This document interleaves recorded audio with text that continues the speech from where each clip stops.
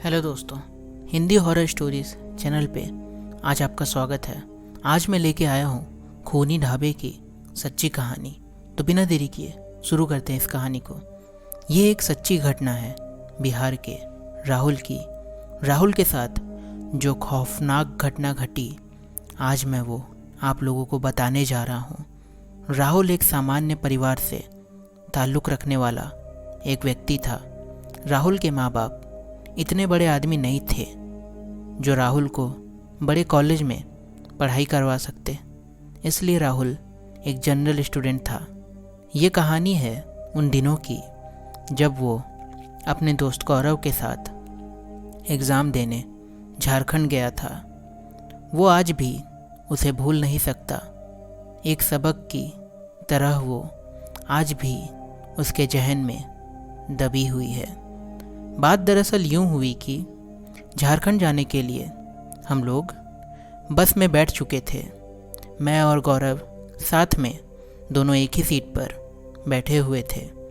बाहर काफ़ी गर्मी थी, पर बस में चल रही एसी के कारण हमें कुछ आराम ज़रूर मिल रहा था। और उस समय तक एक हम लोग काफ़ी खुश थे। दूरी काफ़ी थी, इसलिए हम लोग खाने पीने की कुछ सामान तो ज़रूर ले लिए थे अपने साथ। बस खुल चुकी थी। बस चलते चलते तकरीबन 100 किलोमीटर की दूरी पर जाकर एक ढाबा था। वहाँ पर जाके बस रुक गई।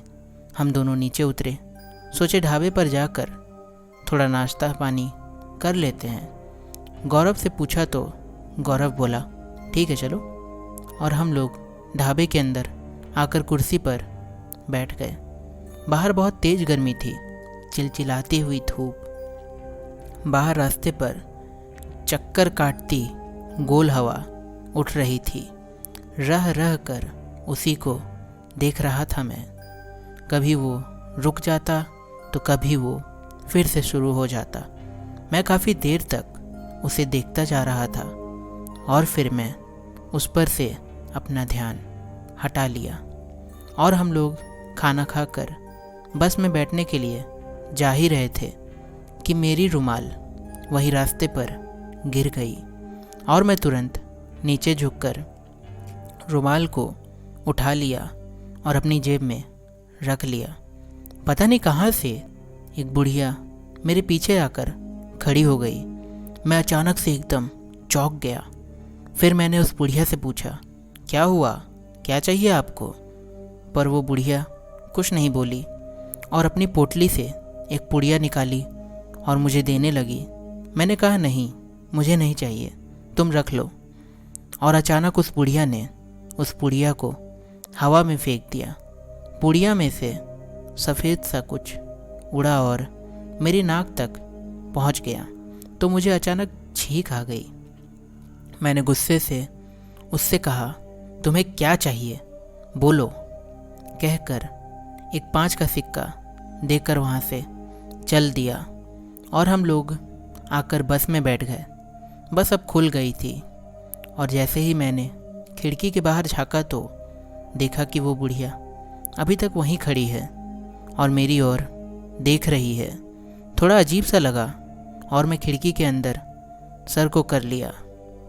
बस उस ढाबे से काफ़ी आगे निकल चुकी थी।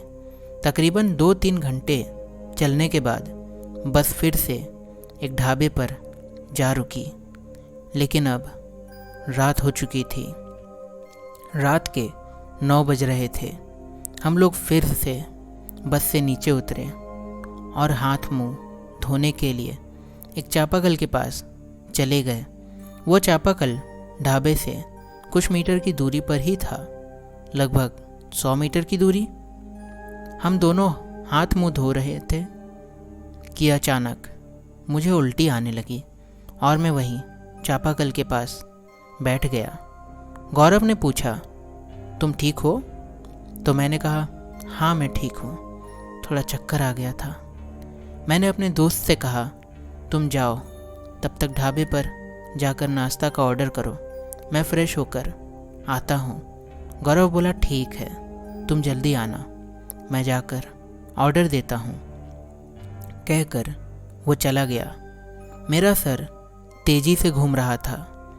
लगा मेरे पीछे कोई खड़ा है। मैं एकदम से पीछे देखा, कोई नहीं था। वहाँ पर मैं अकेला था।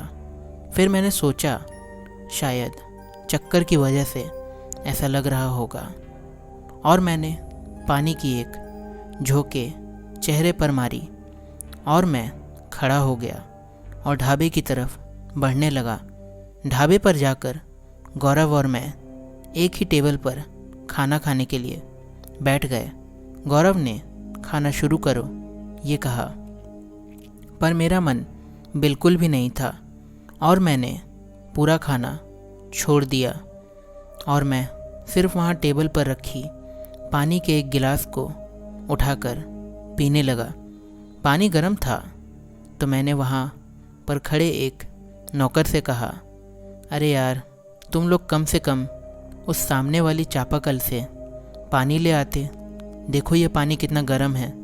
तो वो नौकर बोला, अरे भाई, सामने वाला चापाकल महीनों से ख़राब है, उसमें पानी कहाँ से आएगा?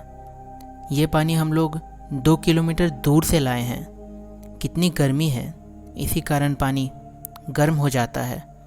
नौकर की ये बात सुनकर हम दोनों एकदम चौंक गए। मैंने घबरा कर उस नौकर से पूछा, अरे भाई मजाक मत करो, हम लोग तो अभी उस चापाकल का पानी पीकर आए हैं और तुम बोल रहे हो कि वो ख़राब है, वह भी महीनों से? पागल हो क्या? नौकर बोला, अरे क्या मजाक कर रहे हो, वो चापाकल महीनों से एकदम बंद पड़ा है, वो बिल्कुल ख़राब हो चुका है। नौकर की बात सुनकर हम लोग एकदम से डर गए। हमने खाना खाना छोड़ दिया। छोड़कर उस नौकर को कहा, ठीक है, चलो उस चापाकल के पास देखते हैं ख़राब है या अच्छा। नौकर बोला, चलिए ठीक है, चलते हैं। और हम लोग उस चापाकल तक आ गए। मैंने जैसे ही उस चापाकल को चलाया, वो बिल्कुल सूखा था, उससे पानी की एक बूंद भी नहीं निकली। मैं पूरी तरह से चौंक गया। मुझे लगा अभी तो हम दोनों ने इतना पानी यहाँ पर गिराया था, अचानक सब कहाँ चला गया? यहाँ तो ज़मीन बिल्कुल सूखी पड़ी है, ऐसा कैसे हो सकता है? आनन फानन में हम लोग दौड़कर बस में आकर बैठ गए। हम लोग डरे हुए थे, बस यही सोच रहे थे कि ऐसा कैसे हो सकता है। बस खुलने में थोड़ी देर थी कि हमने देखा कि चापाकल के पास वही बुढ़िया खड़ी है जो ढाबे पर मिली थी। हम दोनों बस से फिर से नीचे उतर गए और सोचा चापाकल तक जाकर देखते हैं क्या है वहाँ। हम लोग वहाँ पहुँचकर देखे कि एक बुढ़िया वहीं खड़ी है। हमने पूछा, कौन हो आप, यहाँ पर क्या कर रहे हो? पर वो बुढ़िया बिल्कुल खामोश रही। हमने देखा कि बुढ़िया के सफ़ेद बाल नीचे गिर रहे थे। डर कर हम लोग नीचे जैसे ही देखे, उस बुढ़िया के पैर में पूरा कीड़ा लगा हुआ था, वो सड़ रहा था। उसके पैर पर मक्खियाँ भिनभिना रही थी, मानो कोई गला हुआ घाव हो। हम लोग चिल्लाकर वहाँ से भागे कि अचानक मेरा मोबाइल वहीं गिर गया। मैंने जैसे ही मोबाइल उठाने की कोशिश की, मोबाइल वहाँ से गायब हो चुका था और वो वहाँ नहीं था। हम मोबाइल छोड़कर फिर से बस में आकर बैठ गए। हमें लगा कि आज हमें वो चुड़ैल जान से ही मार देगी, पर हमने भागकर अपनी जान बचा ली। बस जैसे ही खुली, हमने सोच लिया था कि अब कहीं ढाबे पर नहीं उतरेंगे, लेकिन अचानक ही सफ़र के दौरान मुझे खून की उल्टी होने लगी। बस में मौजूद सभी पैसेंजर भी देखकर घबरा गए थे। रात तो किसी तरह कट गई। हम लोग समझ चुके थे कि एग्ज़ाम देना मेरे लिए मुश्किल है, इसलिए अब घर लौट जाना चाहिए हम लोग को। मेरी तबीयत बहुत बिगड़ रही थी। सुबह हो गई थी, लेकिन अभी झारखंड पहुंचने में 7 से 8 घंटे और लगते, और ऊपर से मेरी तबीयत भी बहुत ख़राब हो रही थी।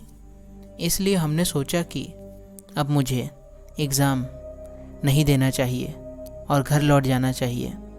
उसी दिन मेरा दोस्त गौरव भी अपना एग्ज़ाम छोड़कर मेरे लिए घर लौट गया। घर आकर मेरी तबीयत तो ठीक हो गई, पर मेरे जहन में वही बात लगातार चल रही थी कि वो बुढ़िया कौन थी और मुझसे क्या चाहती थी। क्या वो चुड़ैल थी? मुझे विश्वास हो गया था कि वो एक चुड़ैल ही थी। हम लोग उस चुड़ैल के हाथों से बचकर आ चुके थे। तो कहानी अगर पसंद आई है तो लाइक कीजिए इस वीडियो को, सब्सक्राइब कीजिए इस चैनल को। वही रेगुलर नौटंकी, लाइक सब्सक्राइब वही सब कर लो यार। रोज़ रोज़ तो अपलोड कर रहे हैं, कर ही लो सब्सक्राइब। और यूट्यूब अबे मेरी वीडियो तो लोगों तक पहुंचाएगा कि नहीं? महीने भर से डेली अपलोड कर रहे हैं, क्या नौटंकी पाल के रखा है बे? शेयर करते हैं तो व्यू आता है, अब शेयर नहीं करते तो व्यू नहीं आता। हमको ये समझाओ, इतना सारा आदमी हम कहाँ से पकड़ के लाएं? ये यूट्यूब भी ना यार देता ही नहीं, अपने को रीच ही नहीं देता है। तुम्हारे तक पहुँचिए, तुम सब्सक्राइब करो, अच्छा लगा तो।